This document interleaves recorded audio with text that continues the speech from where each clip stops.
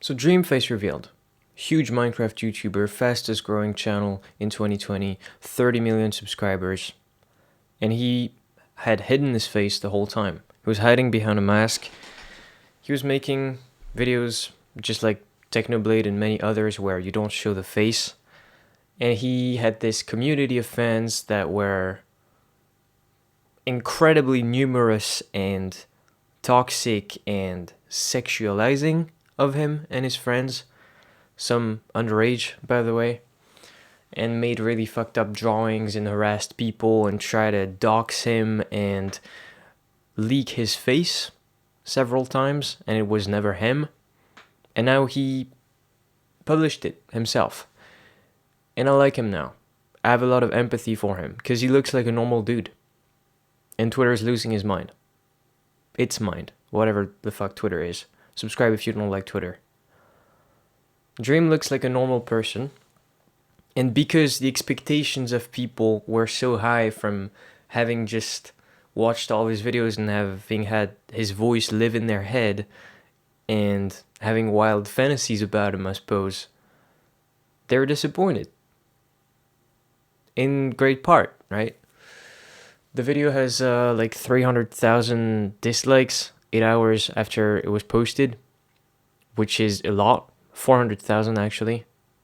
Almost 2 million likes, but you know, that's not a good ratio. People did not like that, I guess. A lot of the stands.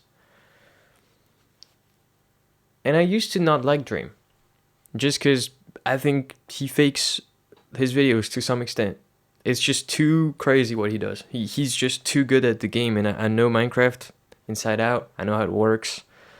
There's just coincidences in these videos that unless, you know, they do 100 takes, it just would not happen.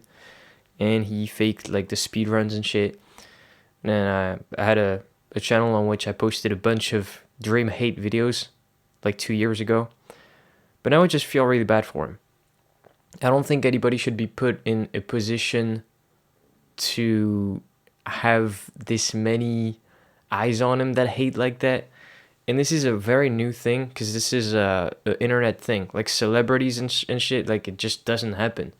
This did not happen to Daft Punk, you know, because they already had shown their faces and stuff. But even culturally, it could never have happened because it was not kids that were fans of him, and it was not a possibility 20 years ago to just post no facecam Minecraft videos. It's a very new thing. And like honestly, Minecraft videos just tap into a part of people's soul that like was not even activated back then, you know what I mean? Like there's a lot of kids that are growing up on Minecraft, and there's a lot of people my age, they still watch Minecraft videos and like it because it's nostalgic to them. So you create this weird emotional connection with the character, right? And you expect something. Creators have been talking about this forever. Gislet, Ludwig, whatever, you know, parasocial stuff. I'm not your friend. Watch the content like it's a TV show. And when it gets bad, you know, get out. Leave. Because I don't want to have a relationship with you. I want you to have a relationship with the content, you know? And it's a very, very difficult line to walk because if you have any business sense, you still want to make your audience feel like there's a connection there because that gets you way more money.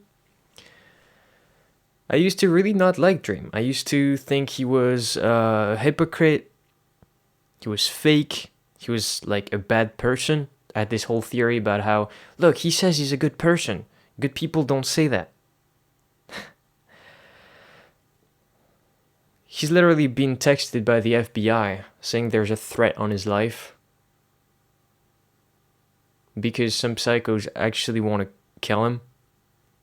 Because what? Because he's famous, because he's rich, because he's made bread making Minecraft videos. Now this is messed up. This is how we get Hitler, right? Like literally this is how we get cult leaders. Is when a lot of people care just a little too much and kind of shut off their whole life and put all their faith into one thing and make that thing a human being. It's not a great plan, you know? That's just not a great plan. And thankfully, Dream is not Hitler. He's a little better than that, and so he's the one that gets fucked. And I just think that's really wrong.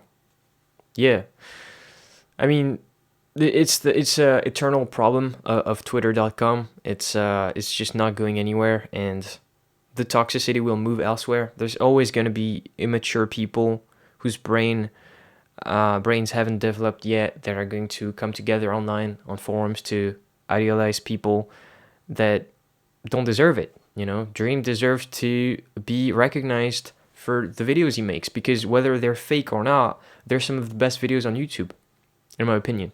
They're just incredibly entertaining, incredibly engaging. The sheer numbers, they don't lie. He's found that sweet spot in the algorithm. He's pushed the meta on YouTube to say a bunch of keywords at the beginning so they show up in the subtitles, to reuse the same thumbnails every time, to paste titles of other videos in the description and stuff like that. Just like basic algorithmic optimization that is now part of the game, but that he kind of pushed, you know, back in the day, back in late 2019. I don't think people were doing that stuff as much. He's a genuine pioneer in that sense. And the videos are good, and he's a very good Minecraft player. He's just really cracked at the game. He's just actually very good. That's what needs attention, you know. We need the step back and the realization that, yeah, it's just a dude that plays video games very well. But if you expect a sexual relationship with him, which is what people expect, you know, it's not like they wanted to really be friends with him or even hold his hand or him to be their boyfriend. It's like this kind of disappointment that is being shown on Twitter is literally like my girlfriend cheated on me vibes, you know. It's very intense, it's very primal, it's very childish, it's very weird. If you expect to have sex with the creators you watch, even if it's a really good cam girl, you're gonna just be disappointed, dude. The stripper doesn't like you. You know, and even if you're 13, you really have to get that inside your head.